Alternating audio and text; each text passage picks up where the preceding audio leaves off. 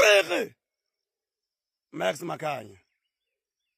Makhanya mfowethu sondela awuyibambeke nayo inhlaba ndoda nasi inhlaba phekway awukhokele kuyona Max mfowethu ngila kuwena ndoda ngizokucela ngani kamama ekseni nje uyisonto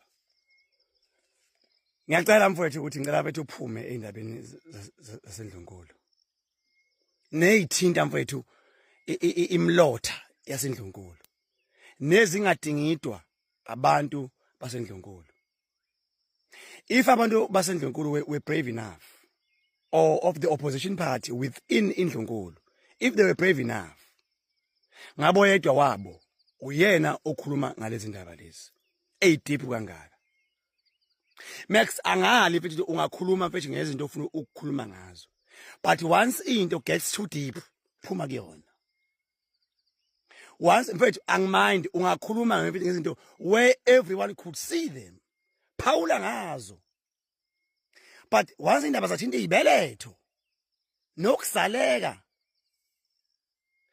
awusangeneke Max lapho ke wena once kwakhona izibeletho nje nokusaleka awusangena lapho njengomfana wakamakhanya yedelela weyise wethuka abantu ngendlela othanda ngayo kodwa ungangeni emlotheni yabo ngiyacela Max mfethu umdala mfethu uwena ecigcineni othatha inqomo impilo yakho mina ngisho lokhu nje okulaka ukuthi ngicela mfethu uphume ngani kamama entweni ezideep zasendlunkulu singaphawula ngazo nami ngake ngaphawula ngakho but phawula mfethu ngento mfethu we wonke umuntu could see ngicela Max mfethu okwasendlunkulu awukushiye mfethu endlunkulu qhubeke mfethu nomdala lapho ebese Max uyela lamazwi wakho ovamisa ukwasho uthi awunandaba awusabi umuntu lonke leyo Max mfethu is very dangerous ndoda le uthi awunandaba awusabi umuntu you are being selfish Max ndoda einganeni zakho nakumuntu othandana naye nakumndeni wakhe imbala you are being selfish ngothando that they've invested kuwena ebese uthola awunandaba awusabi umuntu Max mfethu ibhamu seyiphatha kodwa isibhamu kuwina mfethu oseduze eqala itrigger towards wena ngaso ndoda angithandi ibhamu zisenza abantu engathi manje singamabhokolo asiwona mfethu wathi omunye umuntu la TikTok uzwa ukuthi ku maye echaza lapha ndoda and nas sikhona nisiphethe isibhamu but once nje ngisho kuthiwa mfethu ukhonjwa ngaso inkosi yabashana into ephephiwelayo mfethu kodwa mfethu once yakudonsa qala itrigger kunawe ngofika mina ndoda la enqolweni ngofika nini isingishaqaka nawe ndoda ake sibe mfethu nana nezitha mfethu eyila singahambe mfethu siyimbele izitha ezingenasidingo lo baba vele wadawa kakhulu baba owayezama ukunqanda wadakwa vele futhi wonke umhlaba uyabonda baba wadakwa kodwa ke awungabuyisa wena ushaya i-comeback ngokudakwa kwakhe ucorrecte wrong ngorong awuhoxa mfethu uphume kancane mfethu endabeni zasendlunkulu ungaphiki naloya baba lo wakudawelayo I hope mfethu ke we understand how mfethu into engishoyo cha uyabona kona mase ngicabanga kahle indaba yalo baba lona kanye naleli thimba lakhe leli kahle lo baba ungijwayela kabi ya lo baba lo ungijwayela kabi impela lento yokuthi aphume ezidlangalaleni athi yena ubhizi ufunana nami ungijwayela nje kabi lo baba lona lenhlikinhliki lena ingijwayela impela nje mina ngazo ukuthi lo baba lo ingqondo yakhe ngempela isisebenza kanjani I really don't understand ukuthi ingqondo yalo baba lo isebenza kanjani kuyihlazo nje ebuthweni lalapha ondini ukuthi liholwa indoda enengqondo esebenza kancane njengalo baba kuyihlazo nje kakhulu lo baba ulithela ngehlazo ibutho laSondini. Ibutho ngiyalihlonipha. Lo baba iposition yakhe kumele ngabe uhloniphekile, kumele ngabe ngiyamhlonipha ngoba iposition yakhe kwaZulu inkulu uma ngabe ewumdidiyeli webutho. Kodwa umbuzo uthi umhlonipha kanjani umuntu ongazihloniphi yena?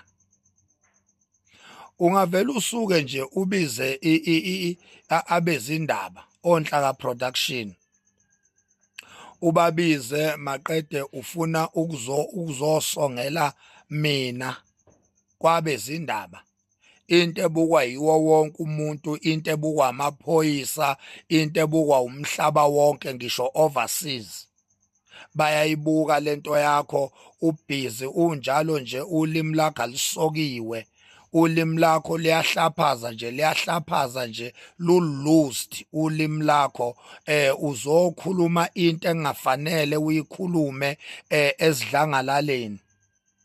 After that uzoclaim ukuthi mina ngiyadelela.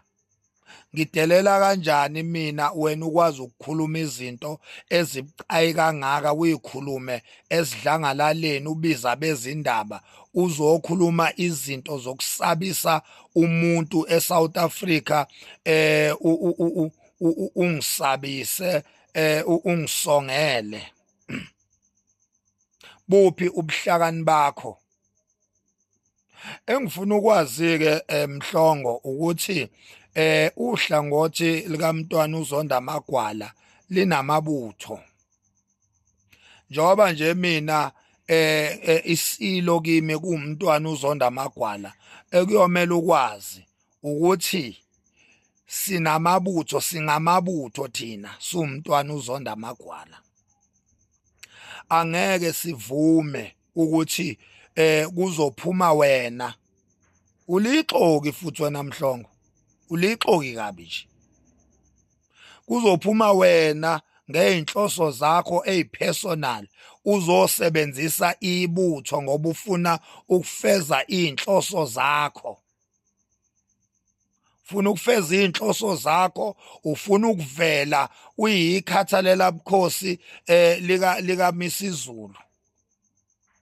Ufuna ukuvela ukhona uzothandwa laphana esayidini lika Misizulu ngoba phela uyaziwa wena. Uyaziwa ukuthi uyixoki wena. Wena owawuhola ibutho kuphelezelwa uMntwana uZonda Magwala eya ekhweni laphana ikuphi isenquthu noma isemtuba. Wena owawuhola ibutho usohlangothini likaMntwana uZonda Magwala la ngikhona mina. Uthe ujika wena khwiqeqe, awusekho, usuhambela kude noMntwana uZonda Magwala, usuvumbuka lapha ngaphesheya kwaMntwana uMisizulu. Ulixoki kabi. Njengamanje uphusha i-agenda yokuthi ufuna akubone uMntwana uMisizulu khona lezi imali ayilanda lapha eSwatini nawe ezokuhlephulela. Uphusha nje i-agenda yakho epersonal, ufuna ukusebenzisa ibutho kube ngazuthi manje kunebutho elingalifuni iqiniso, kanti wena uzonda iqiniso ngenxa yokuthi ufuna ukubhenefitha lapha kuMntwana uMisizulu. Manje ezibhlungu ke ngikuphathele zona Sipho Mhlongo ukuthi angeke ubhenefithe lutho lapha kuMisizulu, ukude kabi. Baningi kakhulu abantu ababhenefithayo lapha, baningi kakhulu abantu ababhenefitha lapha kule stokfela sika Misizulu. Ngeke ubhenefithe lutho wena. Angiphathi ke futhi njengoba isitifiketi inkantolo seyasidabula nje, njengoba uMisizulu vele ngokomthetho engesesona isilo, ngoba phela isitifiketi inkantolo yamchitha ngecala yayisisidabula. Uyobhenefitha nini-ke wena ngoba njengamanje we are on the road to inkosi inkosi Silo uZonda Magwala ukuthi ahlale esihlalweni sakhe ngokusemthethweni. iyona nto leyo manje uZulu okumele ayinake ukuthi umntwana isilo uzonda amagwala sihlale esihlalweni saso ngokusemthethweni ngoba vele ngokomthetho inkantolo yasidabula isitifiketi sika Misizulu akasesona isilo. So wena baba uMhlongo kumele ngabe impela ungohloniphekileyo esikhundleni sokuba umdidiyelo wamabutho, kodwa ngenxa ukuthi awuzihloniphanga wena sizokuhlonipha kanjani thina? Sizokuhlonipha kanjani thina? Lento nje yokuthi ubize onhlaka production uzo addressa mina ungisongele ukhuluma indaba zokuthi kuyophela inhlamvu. Uchaza ukuthini mawuthi kuyophela inhlamvu? Uchaza ukuthi uzongidubula, uzothumela inkabi zakho ukuthi zingilande zingidubule mawuthi kuyophela inhlamvu.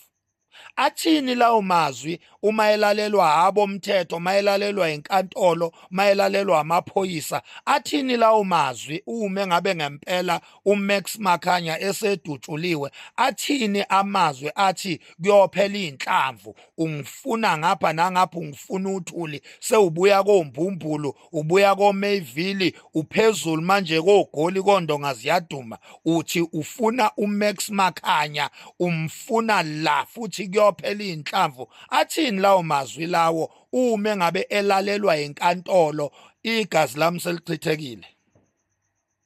Funa ukukutshela ko ukuthi wena nethimba lakho ngeke ningenze lutho Mhlongo, ngeke nje ningenze lutho. Uyangisabisa, ungisabisa ngamasemba nalabo nuka isihlama labo manwayindunu, inkabi zakho lezi othi uzithumelela eGoli ukuthi ziyofuna mina.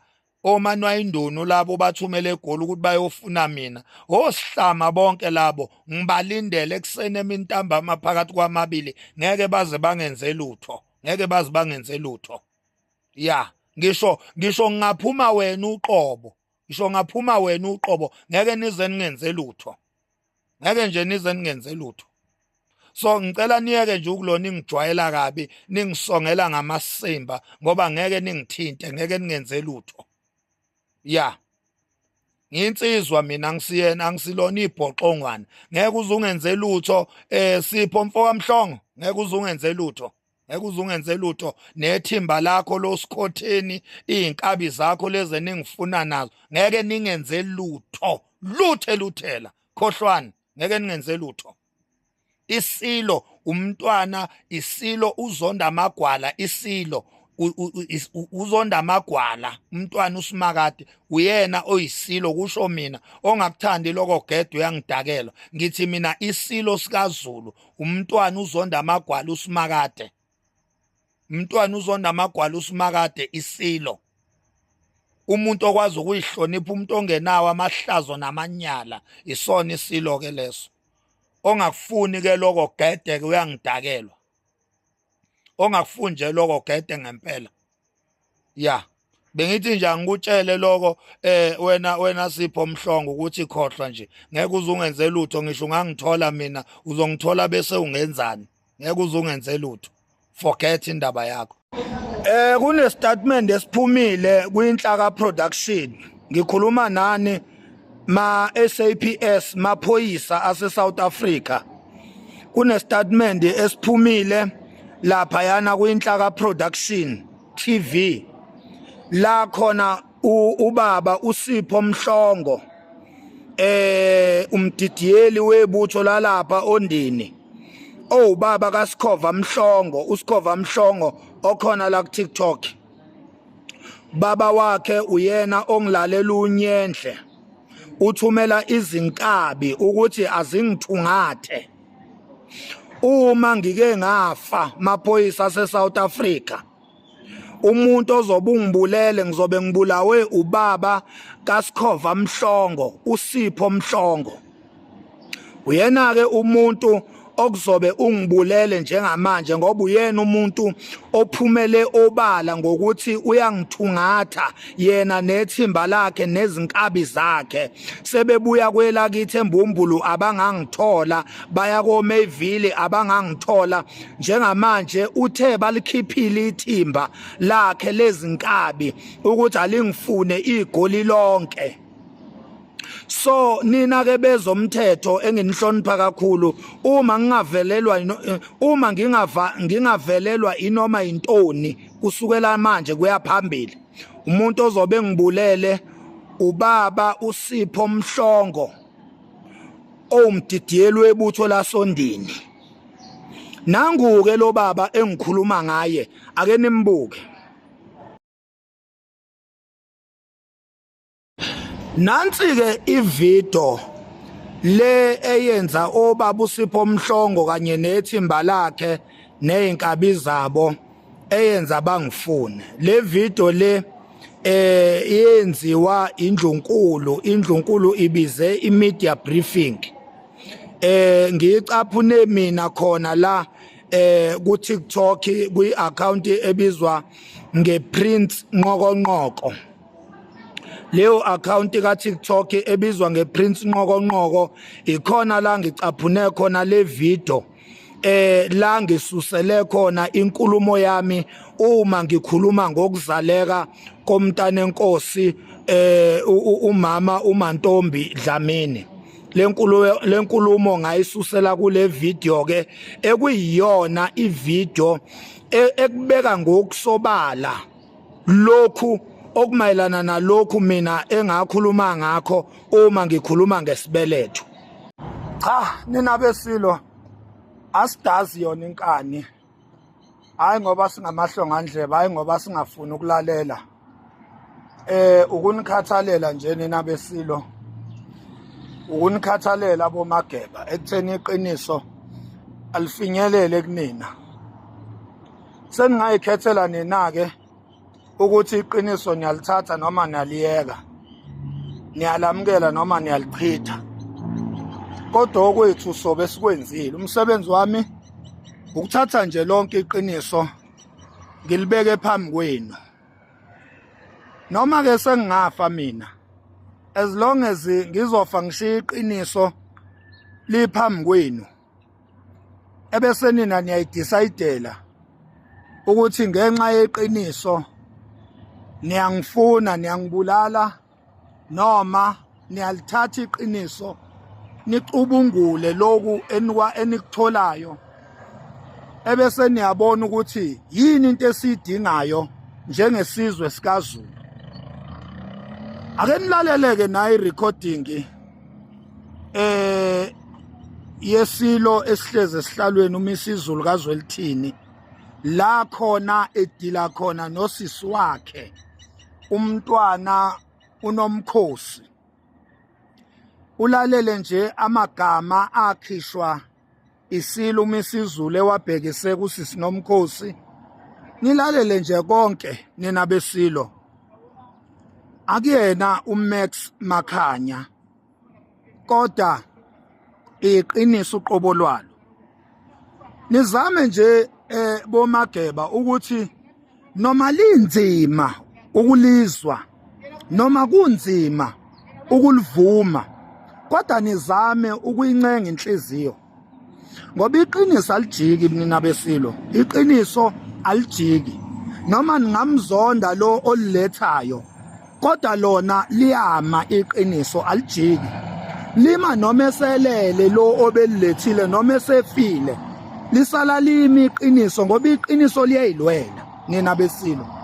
Ake nilaleleke le recording ya recordwa uye ngqo umntwana usisi Nomkhosi olamana naso isilo uMisizulu, esekhathele ukubhulishwa, esengazi ukuthi kumele enzeni, wavela decide ukurekhoda yonke ingxabano eyayenzeka, wayirekhoda yonke usisi. So ake nilaleleke nina besilo ngoba njengoba seyikini nje kwi social media ilethwe kini ngenhloso ayizanga ngephutha ize kini ngenhloso ukuze nina besilo nina boZulu nizokwazi ukuwazi wonke amaqiniso ezinto ezenzakalayo ngaphansi kobuholi buka Misizulu kaZwelithini. Nawu ke le recording ake uyizwele Zulu.